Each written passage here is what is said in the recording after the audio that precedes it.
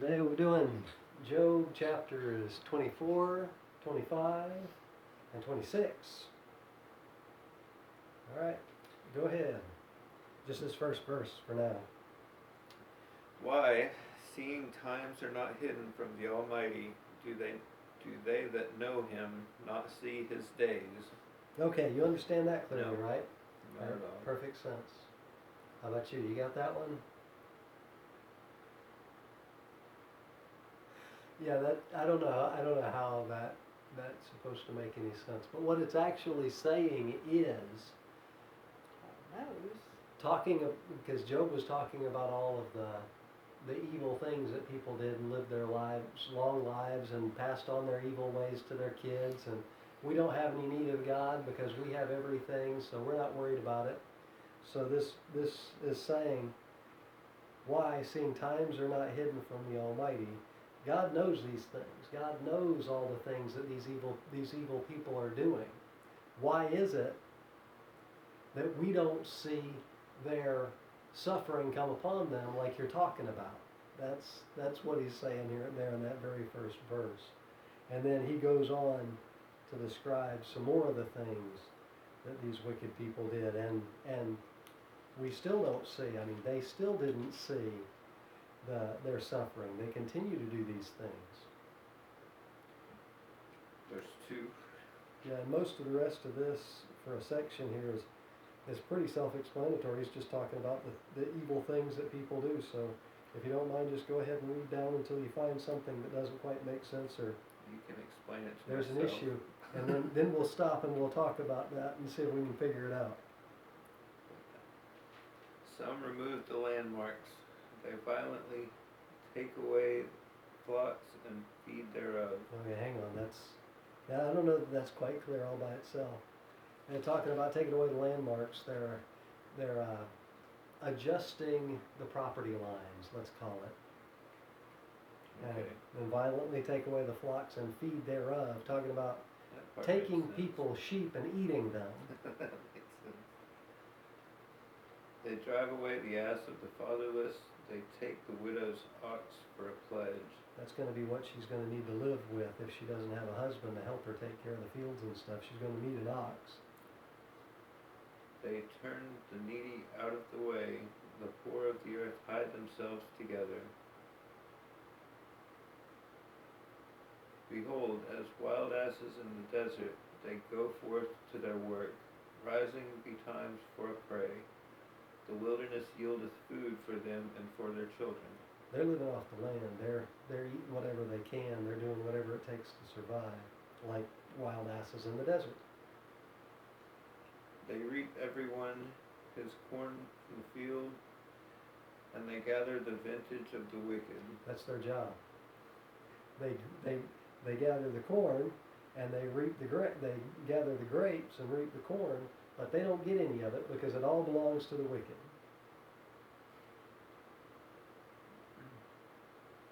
Verse 7, they cause the naked to lodge without clothing, they that have no covering in the cold, that they have no covering in the cold. So once again, taking away even the clothing from those poor people. They that are wet with the showers of the mountains, and embrace the rock for want of a shelter. They're so poor they don't have a house to live in, not so much as a tent. And so instead they crawl under a rock as best they can just to stay dry. They pluck the fatherless from the breast and take a pledge of the poor. They take the children of the widows so that they have nothing to take care of them. And once again, talked about the pledge of the poor other times in the past, taking those things that they need to survive and keeping them. They cause him to go naked without clothing, and they take away the sheaf from the hungry. What's the sheaf? It's a bundle of wheat that's just recently been harvested to take in. So it may be all that they have, but even that they're taking it away. Food away from the hungry people. Right. Which make oil within their walls, and tread their wine presses, and suffer thirst. This goes right up with the corn and the grapes earlier, the same thing. They're the ones doing the work to make the oil. They're doing the ones to do the work to make the wine, but they're suffering thirst because it all belongs to the rich people and they're not sharing. Men groan from out of the city, and the soul of the wounded crieth out. Yet God layeth not folly to them. So even though men are crying out to God for help, the wicked who are oppressing them continue to oppress, and God doesn't seem to do anything about it. Verse 13, they are those that rebel against the light. They know not the ways thereof, nor abide in the paths thereof. The murderer rising with the light killeth the poor and needy, and in the night is as a thief.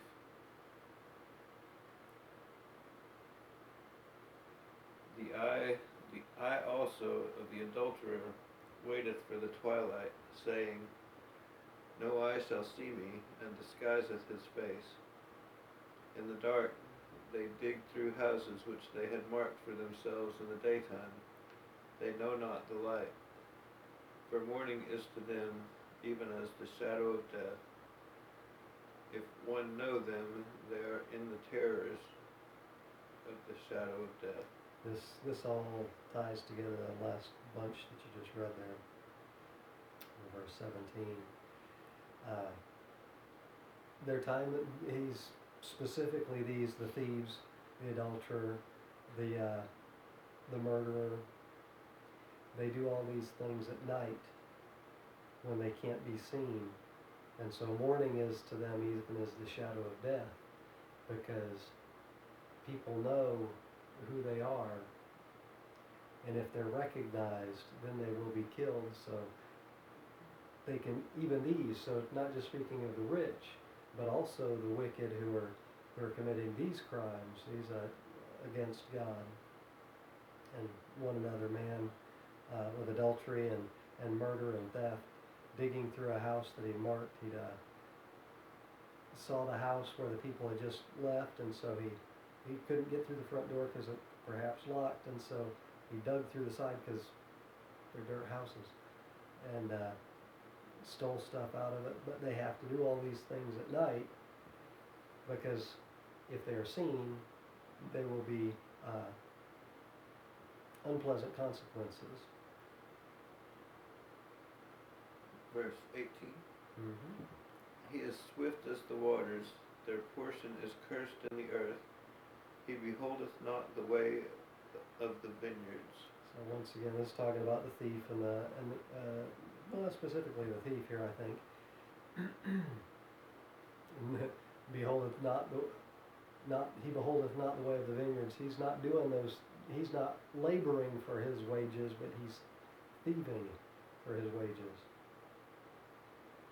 Drought and heat consume the snow waters, so doth the grave those which have sinned. The womb shall forget him, the worm shall feed sweetly on him. He shall be no more remembered, and wickedness shall be broken as a tree. Eventually, he's going to die. He evil entreateth the barren that beareth not, and doeth not good to the widow. He draweth also the mighty with his power. He riseth up, and no man is sure of life. Though it be given him to be in safety, whereon he resteth, yet his eyes are upon their ways. This is God here. God sees them, and he recognizes. So even though they're doing all these things and they seem to be getting away with it, they will all die in the end, regardless of what they may be guilty of in life. What is 21? Evil treateth the barren. Treateth the barren that beareth not. So those who don't have any children, he has no concern for them My guess would be in their old age, widowhood, and generally speaking, the way there was no real welfare system like we know it. There was a system that took care of the poor, but you had to work for your money. It was working welfare, I guess you call it. That's what the gleaning meant. So the intent of the gleaning program was the people who had land would not go over it twice. They would leave the corners unreaped, and there were certain things that they were to do to allow the poor and the needy to come behind them and have something to eat. So they still had to work, so it wasn't free, but it was a way that the barren could take care of themselves in their old age. The problem is women had no authority to own property, so they were dependent on somebody to give them a place to stay. So if they happened to be a widow without children, normally their children, their male children, would inherit the land from their fathers. But if there was no male child, then that land would go to the next of kin. And if that next of kin was not kind, they could very, very well evil entreat the barren widows and kick them off the land. Now that's not necessarily specifically what it's talking about here, but that's the kind of thing that would have been done. This is evil entreateth, it treats them poorly. Okay.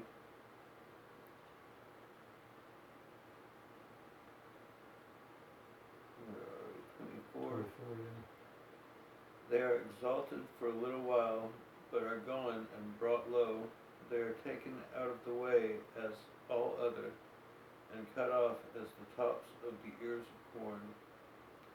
And if it be not so now, who will make me a liar, and make my speech nothing worth? Yeah, they do all these evil things. They continue to do all these evil things. They live long and prosper doing these evil things, but they will eventually die. Prove me wrong. Prove me wrong. Alright, chapter 25.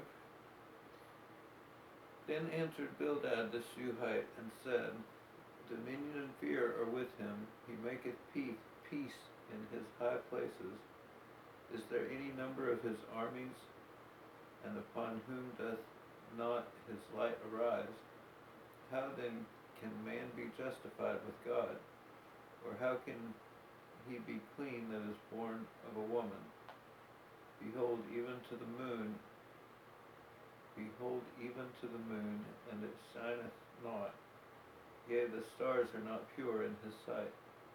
How much less man that is a worm, and the son of man which is a worm. Well, in this particular instance, Bildad is not actually putting down Job for a change. What is he saying? Exactly. Exactly. He's not being overly cruel in his words. I don't understand many of his words either. He's talking about God sees all these things.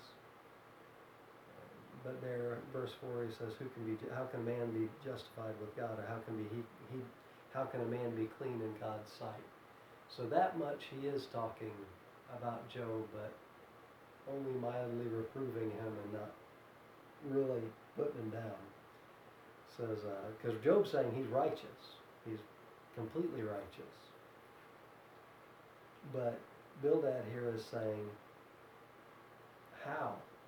How can any man be truly justified before God? He talks about heavenly bodies. The moon, even though we see it as bright in the sky, it's nothing compared to God. And not even the stars are pure in the sight compared to God. So, if these things are so, how much less can man be pure before God? Specifically pointing that at Job. So yeah, okay, what you've said is so, but how can you be as perfect as you say you are, because nothing is perfect. Chapter 26. But Job answered and said, How hast thou helped him that is without power? How savest thou the arm that hath no strength? How hast thou counseled him that hath no vision, no wisdom? And how hast thou plentifully declared the thing as it is? To whom hast thou uttered words, and whose spirit came from thee? Okay, now Job's back at Bildad here. All right, tell me about yourself. How good are you that you should not be suffering like I am? Are you better than me? How are you doing these things that I've already expressed that I've done? How are you any better than me? And if you're no better than me, why am I suffering and you not?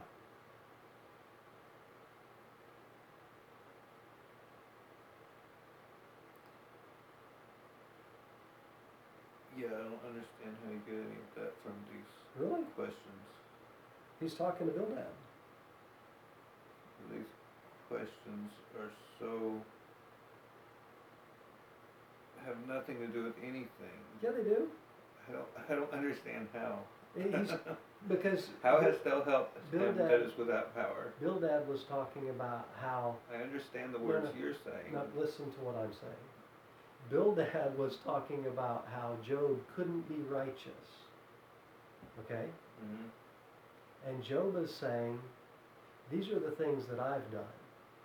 Have you done these things? Are you, but once again I'm talking about the way God is treating Job compared to the way God is treating Bildad. Because that's what we're looking at here. Bildad said, you're not righteous. How can you be righteous? You're certainly not any more righteous than me. And then Job says, all right, answer me this. I've done these things. Have you done these things? Because these are the things that I know that God expects me to do. These are the things that I know that God has asked me to do. As a righteous man, these are things that should be done. Have you done these things?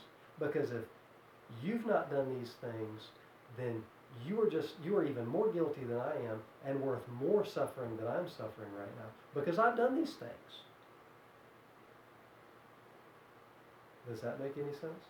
All that makes sense, but I just don't understand how you get that from these words that are on the page. Because that's what he's asking. We're going back and forth. Bildad saying, you're not righteous. Job saying, yes, I am. And basically that's all that's going back. And once again, Job is saying, I'm righteous because I have done these things. Have you done these things? How have you helped people? How have you counseled those who are weak? What have you done? Tell me. Show me your righteousness. Because you're not suffering, you must be righteous. Because according to your argument, if you're suffering, it's because you're evil. You're not suffering. So tell me how well you've done these things. Because these are the things that a righteous person does. But you're not suffering. So you must have done these things. So explain to me all the good that you've done. To prove to me that you're righteous, because you're not suffering right now. Because it's not about, suffering is not about being righteous or being wicked. Suffering is about what God chooses to do to whom and when. Because that's Job's argument through the entire book. Suffering is not indicative of evil, nor is prospering indicative of righteousness. But he's putting that argument, Job is putting Bildad's argument back to himself. Or back to Bildad, I'm sorry. Job is putting Bildad's argument back to Bildad. You say I'm not righteous? And that's why I'm suffering? Well, why are you not suffering? Because I don't see any of these things in you. Does that make any sense? Right. Okay. Are we getting anywhere? I think so. Okay. For verse 5. Yeah, I'm gonna have to look that up. I don't have a clue. Dead things are formed from under the waters, and the inhabitants thereof. Hell is naked before him, and destruction hath no covering.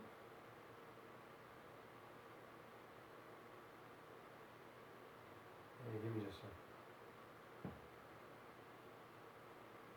There's dead things. Let's see.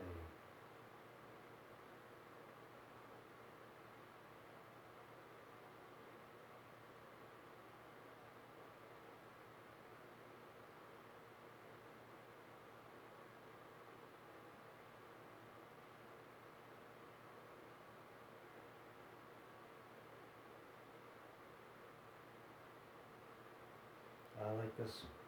Barnes says, our common translation is most feeble and by no means conveys its true force. Yep, I got that.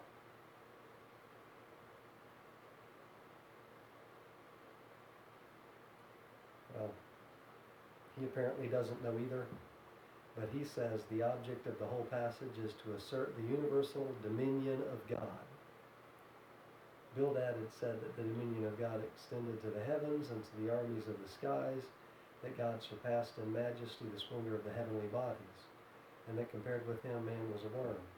Job commences his description by saying that the dominion of God extended even to the netherworld, and that such were his majesty and power that even the shades of the mighty dead trembled at his presence, and that hell was all naked before him.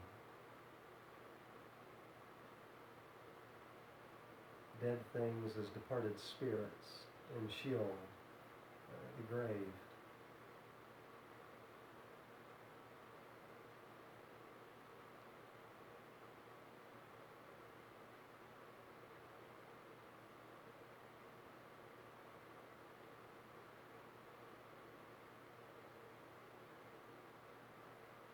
Yeah, that's a strange verse. Yep.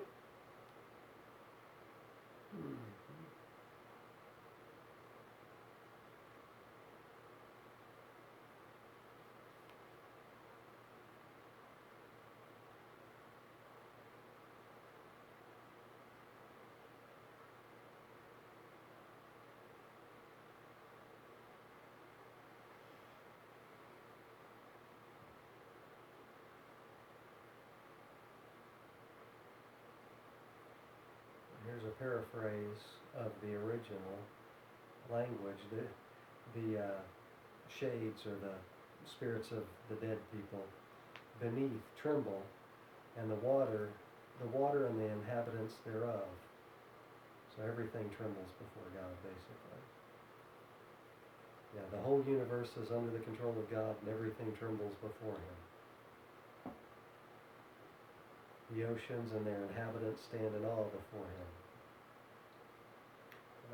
That makes a little sense. More than I read from the words I see.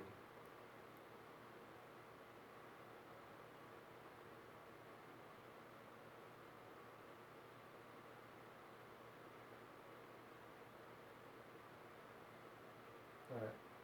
Verse 7. He stretcheth out the north over the empty place, and hangeth the earth upon nothing. He bindeth up the waters in his thick clouds, and the cloud is not rent under them.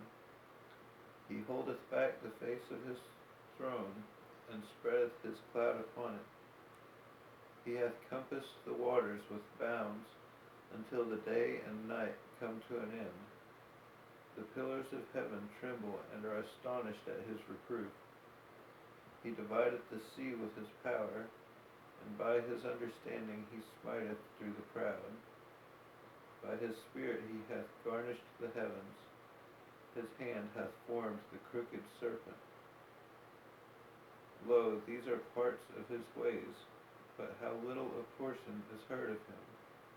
But the thunder of his power, who can understand? He's just basically talking about the dominion of God, the sovereignty of God above all things. So even the universe trembles when he speaks. So how much more have we no power to stand before him.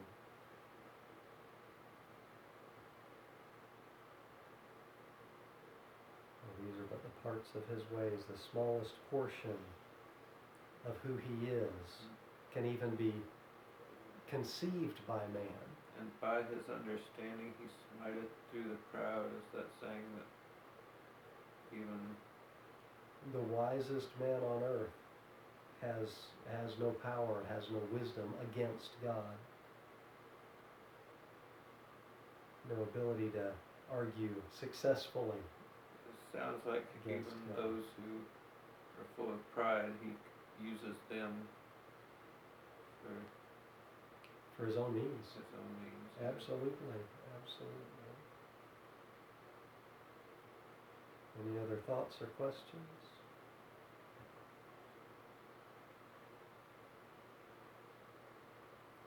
His hand hath formed the crooked serpent. He's even created the things that are evil. Well, I don't know about specifically that, but he's created everything, including the serpent. I don't know that word crooked, I think that just means Snake-like. snaky. I'm gonna see if I can find my Bible with crooked. Fleeing, fugitive. Oh, here we go. It's a constellation. So that makes more sense because he's talking about the heavens. He's specifically talking about the heavens in that verse. And the crooked serpent was a constellation that they would have been familiar with. What's the note on 12? It's probably not much. It usually isn't. Pride.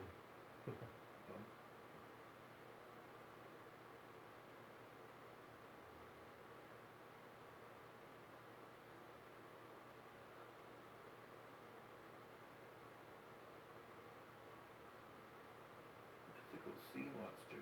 Yeah.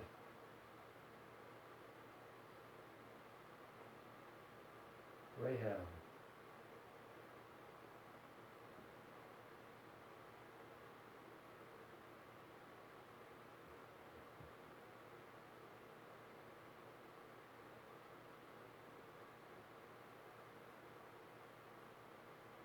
No, I think I'm good. Make any more sense now than it did when you read it earlier? Yes. Awesome. Yeah, 24. Got me lost. Yeah, that first verse really throws you. If you don't catch that, what he's trying to say there, the rest of it kind of loses meaning. Oh, yeah. Why, seeing the times are hidden from the Almighty, do they that know him not see his days? God knows the wicked ways. And some remove the landmarks that Yeah. threw me off too.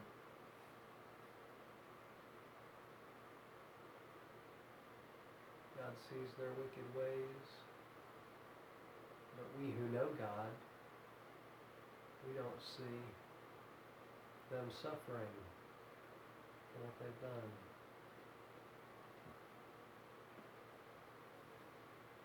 All right, next time, start on 27. 27. Okay.